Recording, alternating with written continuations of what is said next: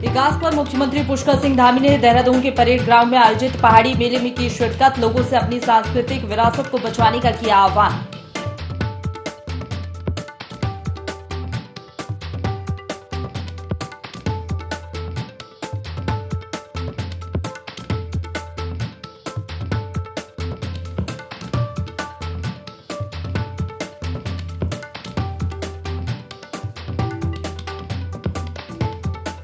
उत्तरांचल विश्वविद्यालय में लगाई गई आकाश तत्व पर आधारित राष्ट्रीय स्तरीय प्रदर्शनी राज्यपाल गुरमीत सिंह ने किया शुभारंभ।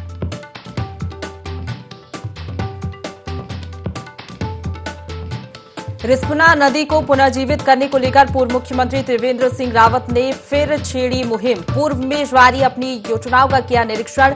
लोगों से रिस्पना नदी को बचाने का किया आह्वान। गैरसैंण में 4 दिवसीय कृषि मेले का रंगारंग प्रस्तुतियों के साथ हुआ शुभारंभ। विधायक अनिल लौटियाल ने किया मेले का उद्घाटन।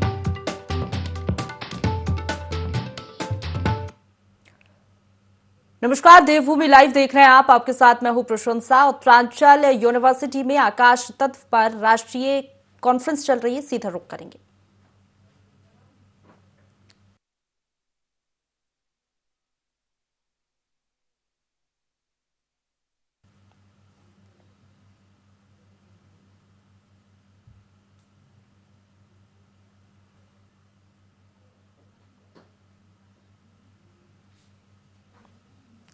तो आगे बढ़ेंगे जहां देहरादून से खबर मिल रही है, जहां उत्तराखंड में अगले साल से हिंदी में मेडिकल की पढ़ाई होगी। ऐसा करने वाला देश का दूसरा राज्य होगा उत्तराखंड। हिंदी में पाठ्यक्रम तैयार करने के लिए समिति गठित कर दी गई है। चिकित्सा शिक्षा विभाग ने 4 सदस्यीय विशेषज्ञ समिति का गठन किया है।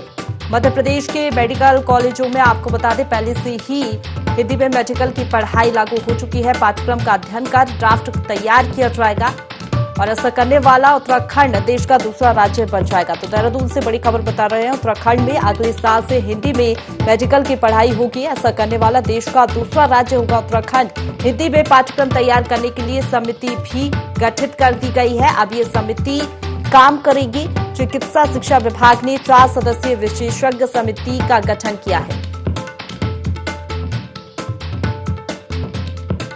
जो समिति बनाई गई है वो मध्य प्रदेश के मेडिकल कॉलेजों में लागू पाठ्यक्रम का अध्ययन करेगी और उसके बाद ड्राफ्ट तैयार किया जाएगा।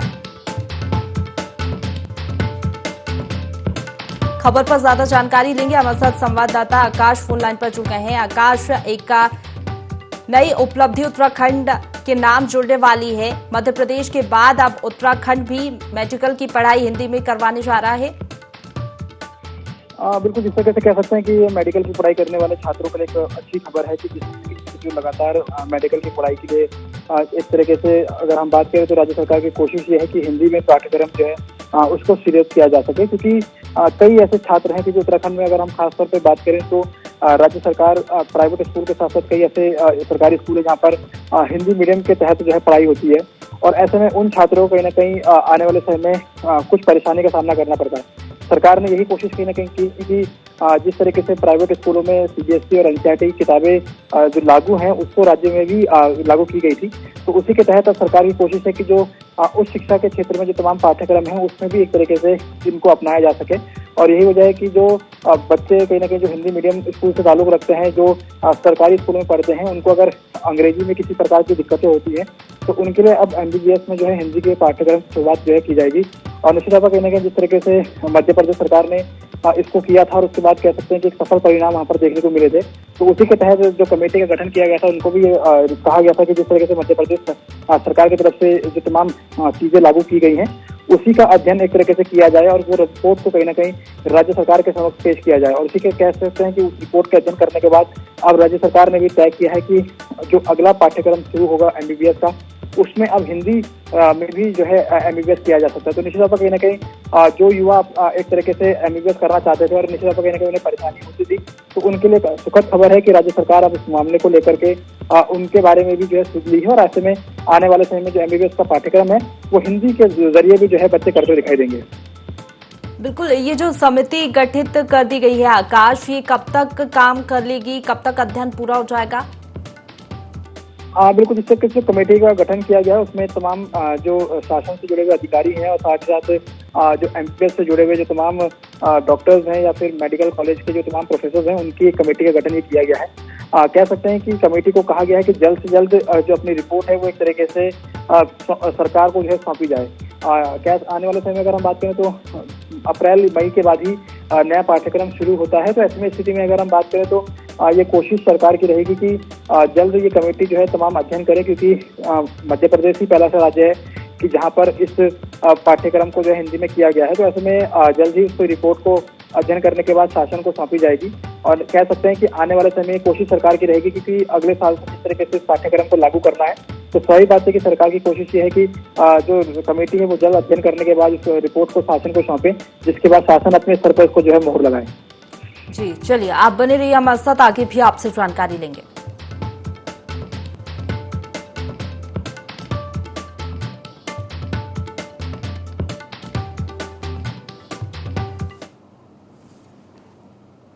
आगे बढ़ेंगे, देहरादून से एक और बड़ी खबर मिल रही है जहां सीएम पुष्कर सिंह धामी आज अहम बैठक लेंगे। अलग अलग विभागों में नई भर्तियों को लेकर ये बैठक होगी। दोपहर 1 बजे सचिवालय में बैठक होगी। बैठक में कार्मिक विभाग के अधिकारी मौजूद रहेंगे। तो बड़ी खबर देहरादून से बता रहे हैं, सीएम पुष्कर सिंह धामी आज अहम बैठक लेंगे। अलग अलग विभागों में नई भर्तियों को लेकर ये बैठक होगी। दोपहर 1 बजे सचिवालय में बैठक होगी। बैठक में कार्मिक विभाग के अधिकारी मौजूद रहेंगे। तमाम दिशा निर्देश भी इस दौरान सीएम पुष्कर सिंह धामी दे सकते हैं। तो कुल मिलाकर एक अहम बैठक आज सीएम पुष्कर सिंह धामी लेने वाले हैं। अलग अलग विभागों में नई भर्तियों को लेकर बैठक होगी। दोपहर 1 बजे सचिवालय में ये बैठक होगी। बैठक में कार्मिक विभाग के अधिकारी मौजूद रहेंगे। खबर पर ज्यादा जानकारी लेंगे, हमारे साथ संवाददाता आकाश फोन लाइन पर बने हुए हैं। आकाश, आज महत्वपूर्ण बैठक सीएम पुष्कर सिंह धामी लेने वाले हैं, क्या जानकारी है बैठक को लेकर? बिल्कुल, कह सकते हैं कि जिस तरीके से राज्य सरकार लगातार ये प्रयास कर रही है कि जो नई भर्ती प्रक्रिया है उसको एक तरीके से शुरू किया जा सके, और इसी के तहत आज मुख्यमंत्री पुष्कर सिंह धामी 1 बजे सचिवालय में ये महत्वपूर्ण बैठक लेने वाले हैं, जिसमें कार्मिक विभाग से जुड़े हुए जो अधिकारी हैं वो मौजूद रहेंगे। महत्वपूर्ण बात यह है कि हाल ही में सरकार की तरफ से ये तय किया गया था कि जो भी विभाग हैं उसमें जो खाली पड़े पद हैं उनको एक तरीके से उसका ब्यौरा तैयार किया जा सके, और इसकी जिम्मेदारी बाकायदा कार्य विभाग को दी गई थी। और यह वजह है कि आज कार्य विभाग के जो अधिकारी हैं वो मुख्यमंत्री को कहीं ना कहीं प्रेजेंटेशन इस तरीके से बैठक में देंगे कि किन किन विभागों में कितने पद खाली पड़े हुए हैं और उन विभागों में जो खाली पड़े पद हैं उनको किस तरीके से जो है भरा जा सकता है। क्योंकि लगातार सरकार की कोशिश है कि युवाओं को एक तरीके से रोजगार दिया जा सके, और लगातार युवा सरकारी नौकरी की जो मांग है वो इस तरीके से कर रहे हैं। तो उसी के तहत कहीं ना कहीं ये कोशिश सरकार की है कि युवाओं को एक बेहतर नौकरी जो है दी जा सके, और इसी के तहत ये पूरा जो प्रोसेस है वो इस तरीके से सरकार जो है करती हुई दिखाई देगी। क्योंकि हाल ही में अगर हम बात करें जिस तरीके से यूके SSS का मामला जब सामने आया था तो उसके बाद ये देखा गया था कि किस तरीके से जो भर्ती प्रक्रिया वहां पर हुई थी उसमें एक तरीके से कई धांधियां देखने को मिली थी, और ये वजह कि STF ने उसमें कार्रवाई भी की थी। तो अब सरकार की कोशिश ये है कि जो भी भर्ती प्रक्रिया उत्तराखंड में शुरू होगी और जिनमें भी भर्ती प्रक्रिया सरकार अपने विभागों में करेगी उसमें एक तरीके से पारदर्शिता जो है बरती जा सके और निष्पक्ष जो परीक्षा है वो कराई जा सके। लगातार मुख्यमंत्री अपने वक्तव्य में भी और लगातार इस बात को भी कह रहे हैं कि जो भी अब भर्ती प्रक्रिया होगी सरकार की कोशिश यही है कि उसे निष्पक्ष कराया जा सके। तो कह सकते हैं कि आने वाले समय में युवाओं को एक बेहतर रोजगार के तौर पर ये सरकारी नौकरियां मिल सकती हैं, और उसी के तहत आज कार्मिक विभाग तमाम जो विभागों उसमें जुड़े हुए खाली पद पड़े हुए हैं उसके बारे में आज मुख्यमंत्री को जानकारी देंगे, जिसके बाद मुख्यमंत्री निश्चित तौर पर कहीं ना कहीं ये कह सकते हैं कि आने वाले समय में इन जो भर्ती प्रक्रिया है उसको एक तरीके से कराया जा सके जिससे कि युवाओं को रोजगार मिल सके। जी चलिए, शुक्रिया आपका हमारे साथ जुड़ने के लिए और तमाम जानकारी के लिए।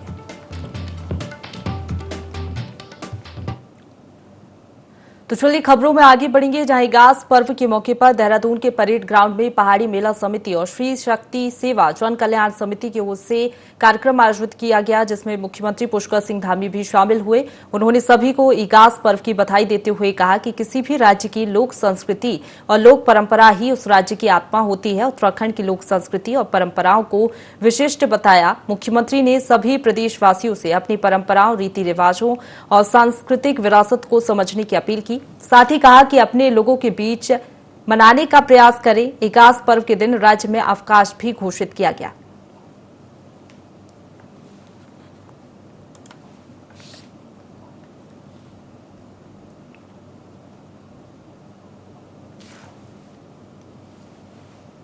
आगे बढ़ेंगे। देहरादून से खबर है, जहां राज्यपाल लेफ्टिनेंट जनरल गुरमीत सिंह देहरादून के उत्तरांचल विश्वविद्यालय प्रेमनगर पहुंचे, जहां आयोजित आकाश तत्व पर आधारित राष्ट्रीय स्तर की प्रदर्शनी और सम्मेलन का शुभारंभ किया गया। स्पेस बैलून छोड़कर प्रदर्शनी का शुभारंभ किया गया। स्कूल के विद्यार्थी से बातचीत भी इस दौरान की गई। साथ ही उन्होंने प्रदर्शनी का अवलोकन कर प्रत्येक स्टॉल के बारे में जानकारी ली और छात्रों को विज्ञान एवं प्रौद्योगिकी का महत्व भी समझाया गया। राज्यपाल गुरमीत सिंह ने कहा कि अंतरिक्ष विज्ञान, परमाणु ऊर्जा से लेकर सूचना प्रौद्योगिकी में नए नए शोध कार्य किए जा रहे हैं, जिसमें इसरो की भूमिका महत्वपूर्ण है। भारत के पौराणिक ज्ञान को भी आधुनिक वैज्ञानिक शोध से समझने की आवश्यकता होने की बात इस दौरान उन्होंने कही।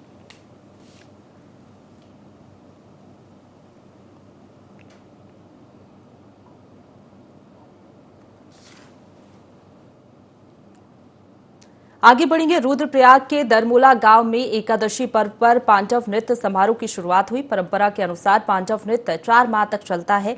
इस मौके पर ग्रामीण ढोल नगाड़ों के साथ देव निशान लेकर अलकनंदा मंदाकिनी संगम स्थली पर पहुंचे और देव निशान को स्नान कराकर उनका श्रृंगार किया और पूजा अर्चना की।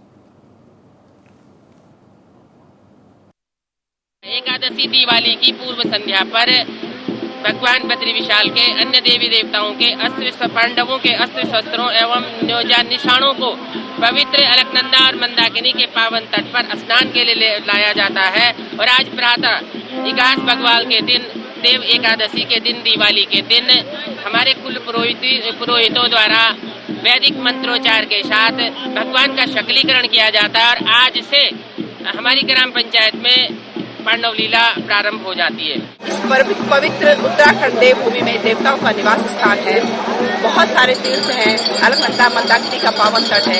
मंदाकिनी के परम पवित्र घाट पर भगवान बद्री विशाल से ब्रह्मटुंग के नाम से भी कहा जाता है। इस परम पावन इगास बगवाल पे आज देव उठनी एकादशी भी है। दशमी के दिन रात्रि सायंकाल के समय और गांव से नीचे लेकर के आते हैं सारे भगवान के निशानों को, और हरिबोधिनी एकादशी के दिन यहाँ पर उनका स्वच्छीकरण करके, सकलीकरण करके, निर्मलीकरण करके और पुनः उनके ऊपर जागृति और प्रतिष्ठापन करके, हवन इत्यादि पूजन करके और फिर पांडव नृत्य के लिए और गांव की तरफ प्रस्थान करते हैं। लगभग प्रायः 1 महीना या 1.5-2 महीना पर्यंत, और फिर पांडव नृत्य के साथ साथ भगवान का सुंदर आयोजन होता है।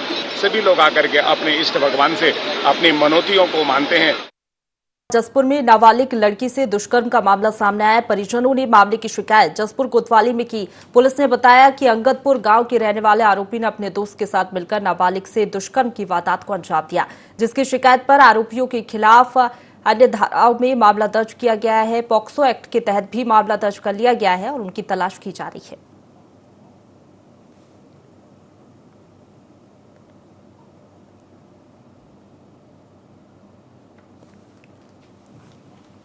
आगे बढ़ेंगे। देश भर में कांग्रेस नेता राहुल गांधी की भारत जोड़ो यात्रा जारी है। कांग्रेस प्रदेश प्रभारी देवेंद्र यादव और प्रदेश अध्यक्ष करण मारा ने अल्मोड़ा में यात्रा को लेकर बैठक बुलाई और रणनीति बनाई गई। प्रदेश में भी कांग्रेस न्याय पंचायत स्तर तक यात्रा निकालने वाली है, जिसमें बीजेपी सरकार की नाकामियों को जनता तक पहुंचाया जाएगा। इस दौरान कांग्रेस प्रदेश अध्यक्ष ने बैठक में शामिल न होने वाले विधायकों पर कार्रवाई की बात कही। सभी हमारे ब्लॉक डिस्ट्रिक्ट के जो मेंबर्स हैं, अध्यक्ष हैं, उनसे सलाह ली गई है। उनसे एक डिटेल प्रोग्राम भेजने के लिए पीसीसी को कहा गया है।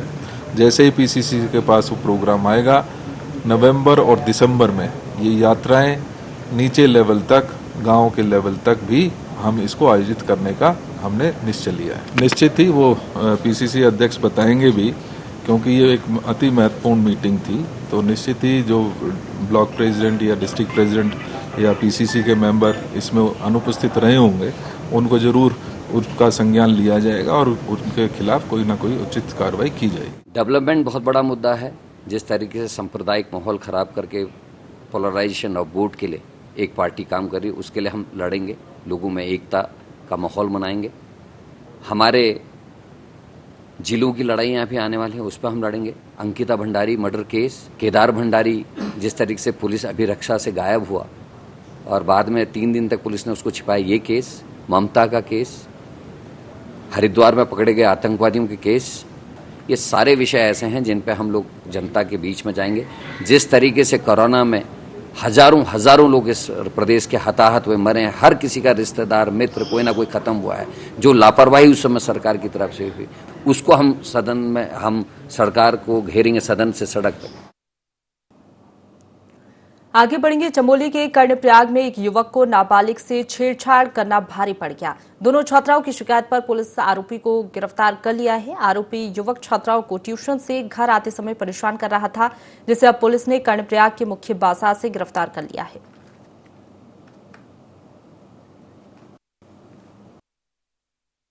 आदिल नाम का व्यक्ति जो नजीराबाद का रहने वाला है, कर्णप्रयाग में धोबी का कार्य करता है, उसके द्वारा यहाँ 3 नाबालिग बच्चों के साथ अश्लील हरकतें की गई थी। उसके संबंध में शहर का माहौल भी खराब होने की संभावना थी, तो उसको देखते हुए शांति व्यवस्था बनाते हुए पुलिस द्वारा तत्काल उसमें अभियोग पंजीकृत किया गया। इसमें पोक्सो एक्ट के अंतर्गत अभियोग पंजीकृत किया गया है और अभियुक्त की तत्काल गिरफ्तारी की गई है और आज माननीय न्यायालय के समक्ष प्रस्तुत किया जाएगा। आगे बढ़ेंगे। देहरादून में राज्य स्तरीय प्राकृतिक खेती पर कार्यशाला का आयोजन किया गया, जिसमें उत्तराखंड के राज्यपाल retired lieutenant general Gurmeet Singh, Gujarat के राज्यपाल आचार्य देवव्रत, सीएम पुष्कर सिंह धामी शामिल हुए। कार्यशाला में मुख्यमंत्री प्राकृतिक कृषि योजना और नमामि गंगे प्राकृतिक कृषि कॉरिडोर योजना का शुभारंभ किया गया। साथ ही राष्ट्रीय प्राकृतिक कृषि विषय पर आधारित पुस्तक का विमोचन भी हुआ। वहीं कार्यक्रम में प्राकृतिक कृषि बोर्ड का गठन भी किया गया।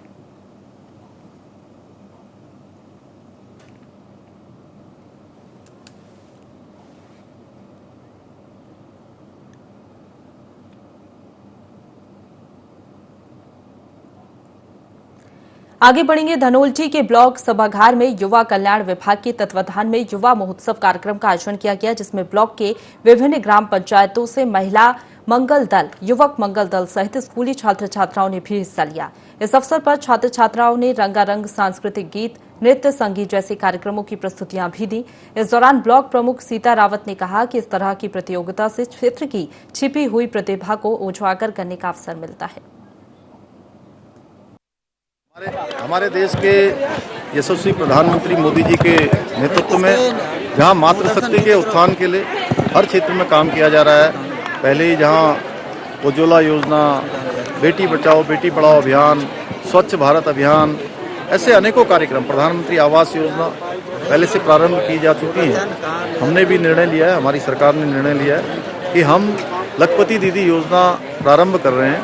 2025 तक 1,25,000 बहनों को हम लखपति बनाएंगे और आज लखपति मेला उन्हीं के निमित्त यहाँ पर आयोजित किया गया है और हमारे विभिन्न कार्यक्रमों के माध्यम से, विभिन्न प्रकार की योजनाओं के माध्यम से हम सभी मातृशक्ति के उत्थान के लिए काम करेंगे। प्रदेश के यशस्वी मुख्यमंत्री पुष्कर सिंह धामी जी ने लखपति दीदी योजना का शुभारंभ यहाँ पर किया है। हमारा मानना है कि एक माँ अगर मजबूत होती है तो पूरा समाज मजबूत होता है। मातृशक्ति को मजबूत करने की आवश्यकता है। हमने संकल्प लिया है कि 2025 में जब हमारा राज्य 25 साल का होगा तो 1,36,000 बहनों को हम लखपति दीदी बनाएंगे। अभी तक 23,000 हमारी बहनें लखपति बन चुकी हैं। मुझे याद है बचपन में जब हम छोटे थे लखपति से सुनते थे तो हम कहते थे ये आदमी लखपति कितना बड़ा होगा। आज अपनी मातृशक्ति को मजबूत करने का काम देश के प्रधानमंत्री नरेंद्र मोदी जी के नेतृत्व में पुष्कर सिंह धामी की सरकार कर रही है। आज 48,000 से अधिक स्वयं सहायता समूह यहाँ पर काम कर रहे हैं, जिसमें 3,67,000 से अधिक बहनें अपना जीविकोपार्जन कर रही हैं। आगे बढ़ेंगे। बाजपुर के नूरपुर में अवैध खनन माफिया का कारोबार जोरों पर चल रहा है, जिस पर ना कोई कार्रवाई होती दिख रही है, ना ही कोई डर बना हुआ है। एसडीएम राकेश चंद्र तिवारी कार्रवाई की बात कर रहे हैं, लेकिन नदियों से अवैध खनन धड़ल्ले से चल रहा है और लगता है प्रशासन को इसकी भनक तक नहीं है। एसडीएम को अवैध खनन की खबर मिली है, जिस पर अब उन्होंने कार्रवाई की बात कही है। यदि किसी खेत से खनन का काम हो रहा है तो खेत मालिक पर भी कार्रवाई की जाएगी।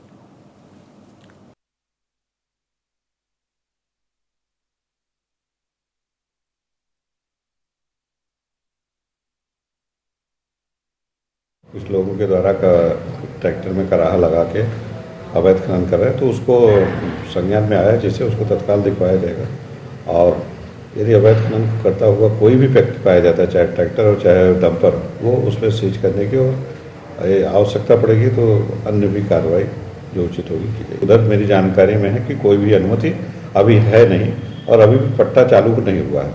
तो यदि खेत स्वामी कर रहे हैं बिना अनुमति कर रहे हैं तो उनके विरुद्ध की जाएगी। अभी हमने गदरपुर तहसील में 14 लाख का चालान एक जेसीबी सीज किया है और 10 लाख का चालान भी भेजा है। तो इसमें भी अगर पाया जाएगा तो नो डाउट सख्त कार्रवाई की। लक्सर में एसडीएम गोपाल राम बिनवाल ने केदारनाथ क्षेत्र में अपनी अस्थायी नियुक्ति से वापस लौटते ही खनन माफियाओं के विरुद्ध एक बड़े एक्शन को अंजाम दिया। उप जिला मजिस्ट्रेट के नेतृत्व में एक साथ 9 कंटेनर वाहन सीज कर दिए गए जो कि अवैध खनन सामग्रियों से लदे हुए थे। सभी वाहनों के दस्तावेजों की जांच की जा रही है। उप जिला मजिस्ट्रेट गोपाल राम बिनवाल ने बताया कि उनके संज्ञान में अवैध खनन संबंधित शिकायतें मिल रही थी, जिसके बाद गंगा और क्षेत्र की सहायक नदियों पर कॉम्बिंग कर कार्रवाई को अंजाम दिया गया है। उन्होंने कहा कि अवैध खनन में संलिप्त तत्वों के विरुद्ध सख्त एक्शन करने में अब जरा भी गुरेज नहीं किया जाएगा। संज्ञान में अवैध खनन से संबंधित कुछ शिकायतें प्राप्त हुई हैं, जिसमें गंगा नदी या उसकी जो सहायक नदियां हैं उस पर भी कुछ लोगों के द्वारा अवैध रूप से खनन की कार्रवाई की जा रही है। इसमें लगातार हमारी टीम छापामारी की कार्रवाई कर रही है और इसमें यदि किसी क्रेशर वालों के माध्यम से या अन्य कोई भी खनन कारोबारियों के माध्यम से अवैध रूप से खनन किया जाता है तो उसमें तत्काल कार्रवाई की जाएगी और उसमें निश्चित रूप से अवैध खनन में जो लोग संलिप्त हैं उनको उनके विरुद्ध सख्त से सख्त कार्रवाई की जाएगी। तो चलिए अब सीधा रुख करेंगे प्रेस कॉन्फ्रेंस का। उत्तरांचल यूनिवर्सिटी में आकाश तत्व पर प्रेस कॉन्फ्रेंस चल रही है। मैं डॉक्टर वंदिता श्रीवास्तव से अनुरोध करूंगी कि वे माननीय मुख्यमंत्री जी का स्वागत करें।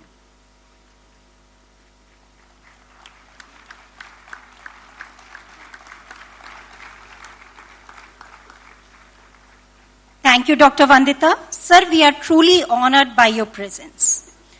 To grace today's function as guest of honor, we have amongst us Honorable Minister of State for Prime Minister's Office, Ministry of Science and Technology, Personnel, Public Grievances and Pensions, Department of Space and Department of Atomic Energy, Dr. Jitendra Singh Ji. Dr. Singh is a physician and has authored several books and runs a widely read syndicated weekly column, Tales of Travesty. He was the first ever medical professional to be conferred the coveted Jamna Devi Gyan Devi Award for Journalism. We fall short of words in expressing Dr. Singh's contribution to the nation, both as a professor and as a politician. With this brief introduction, we welcome Dr. Jitendra Singh Ji. I request Dr. Hina Pandey to welcome Dr. Jitendra Singh Ji with a floral bouquet.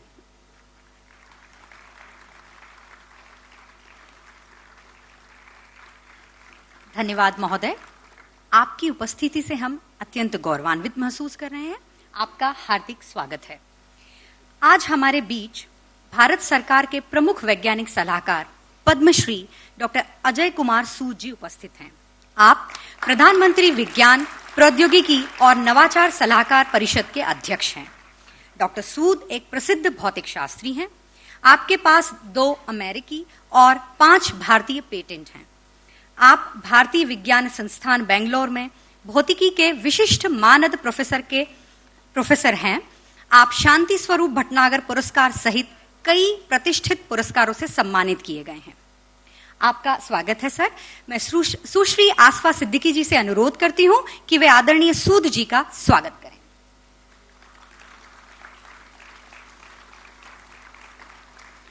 Thank you, sir, for your gracious presence. We also have amongst us Dr. S. Somnath, Secretary, Department of Space and Chairman, Space Commission. Dr. S. Somnath joined ISRO in 1985 and has worked in various capacities as the Director of Vikram Sarabhai Space Center, Director, Liquid Propulsion System Center, and Associate Director, Projects, Vikram Sarabhai Space Center.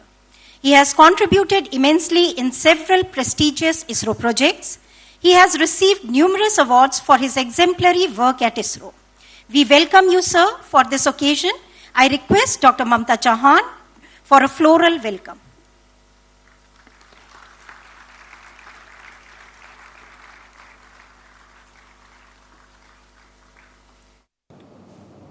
इसी के साथ bulletin में फिलहाल इतना ही। खबरों का सिलसिला लगातार जारी है, आप बने रहिए हमारे साथ।